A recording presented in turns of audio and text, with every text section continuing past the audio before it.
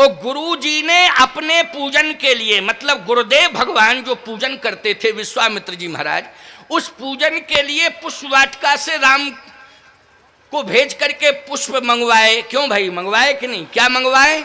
पुष्प मंगवाए।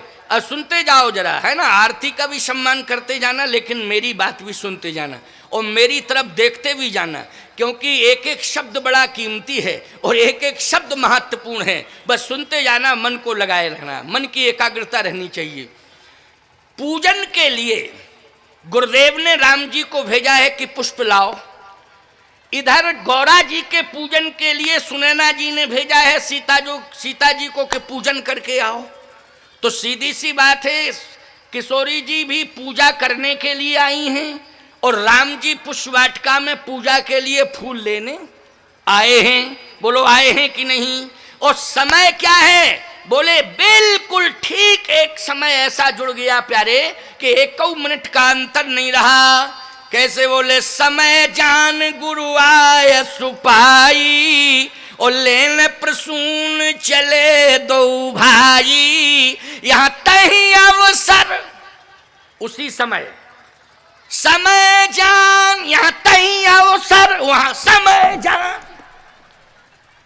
ऐसा विधान बना साहब कि 1 मिनट का भी इधर उधर अंतर नहीं है।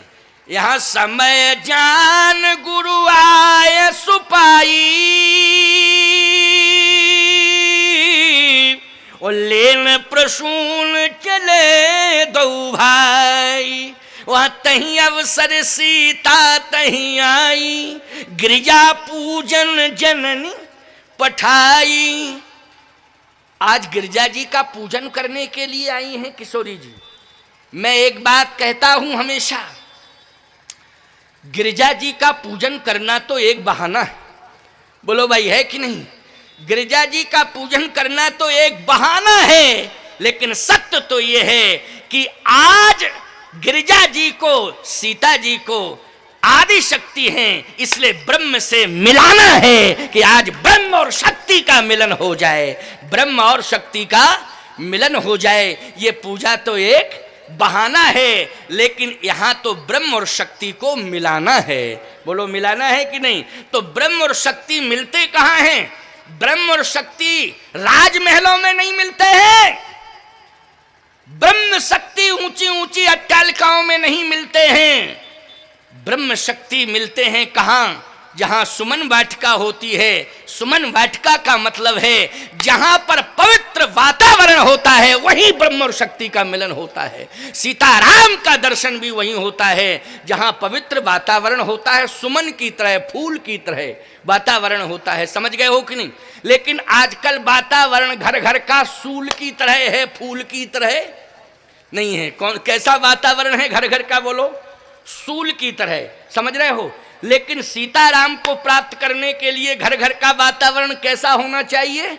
फूल की तरह कोमल होना चाहिए, सूल की तरह कठोर नहीं होना चाहिए। और आजकल वातावरण घर घर का जब सुनते हैं तो रोना आ जाता है कि आपस में किस तरह का वाणी व्यवहार है कि पता नहीं, ना मान रही ना मर्यादा। आज तो भौतिकवाद में पाश्चात्य कल्चर ने घर घर का वातावरण विषाक्त कर दिया है प्यारे। लेकिन उस घर घर के विषाक्त वातावरण को समाप्त करने के लिए आज हमें यज्ञ भगवान की गोद में बैठकर भगवान राम की कथा सुननी पड़ेगी। तो हमारे घर का वातावरण जो विषाक्त है वो दूर हो जाएगा, हमारे घर का वातावरण सुमनमय हो जाएगा। ठीक है ना? पुष्पमय हो जाएगा, पवित्र वातावरण हो जाएगा। तो सीता जी जैसे पूजन के लिए आई, राम जी फूल वाटिका में, सीता जी गौरा मंदिर में।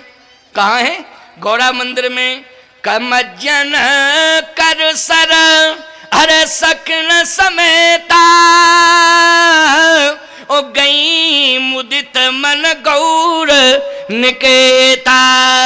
लेकिन एक सखी सी संग बिहाई, स्वयंवर की कथा सुना रहा हूं। किसकी कथा है? स्वयंवर की। एक सखी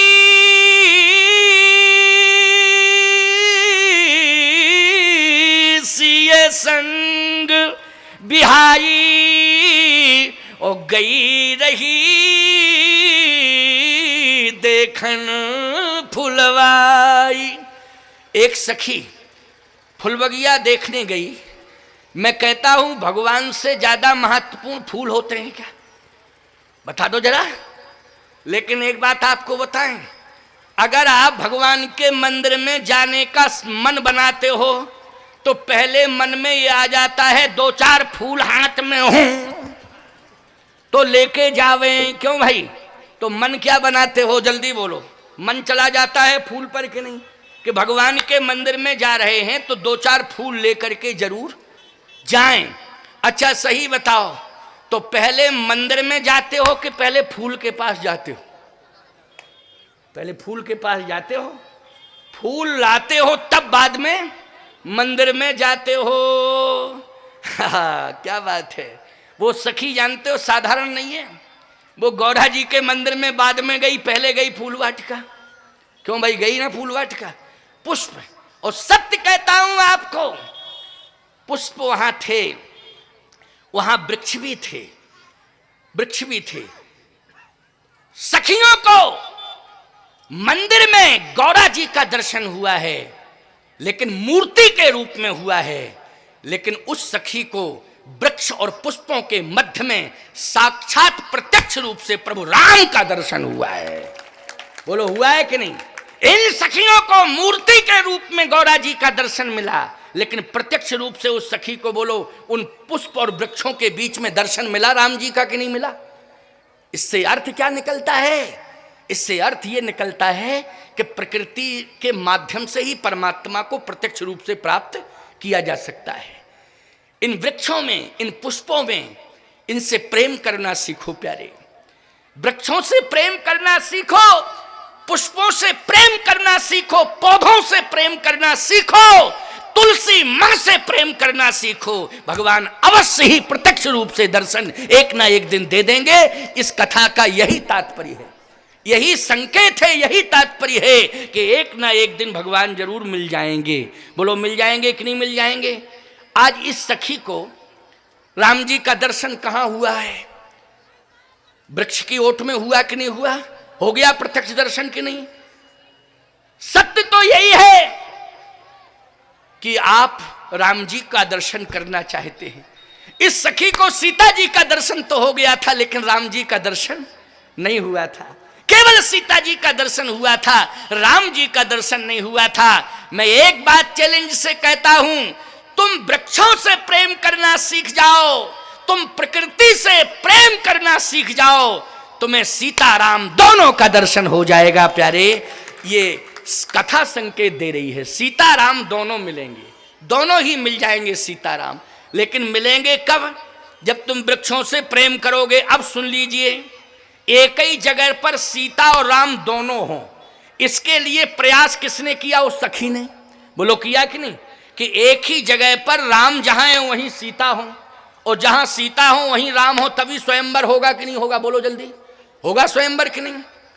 तो सुन लीजिए मेरी बात को। एक सखी सिए, एक सखी सिए, अरे संग बिहाई,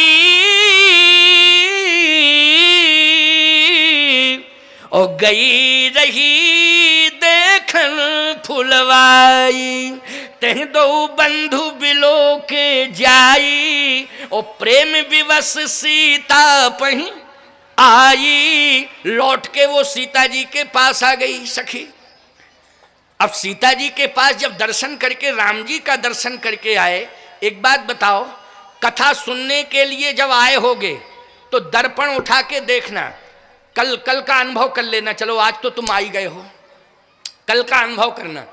कल कथा सुनने के लिए यज्ञ की परिक्रमा, यज्ञ का दर्शन, यज्ञ की परिक्रमा और कथा सुनने के लिए घर से चलना, तो शीशा जो घर में रखा हो उसको उठा के अपना चेहरा देख लेना, और फिर यज्ञ की परिक्रमा और कथा सुन के जाना, और फिर चेहरे में चेहरा देखना, दर्पण में चेहरा देखना अपना। देखना अंतर आएगा। अंतर क्यों? घर से जब यहां आओगे तो व्यथा लेके आओगे, व्यथा का चेहरा ही दूसरा होता है, और यज्ञ का दर्शन और कथा सुन के जाओगे तो व्यथा दूर हो जाएगी, कथा लेकर के जाओगे। बोलो चेहरे में अंतर आएगा कि नहीं आएगा? बोलो आएगा चेहरे में अंतर कि नहीं आएगा? इसलिए कहता हूं प्यारे कि वो सखी जो स्नान करके सरोवर में सीधे जहां राम जी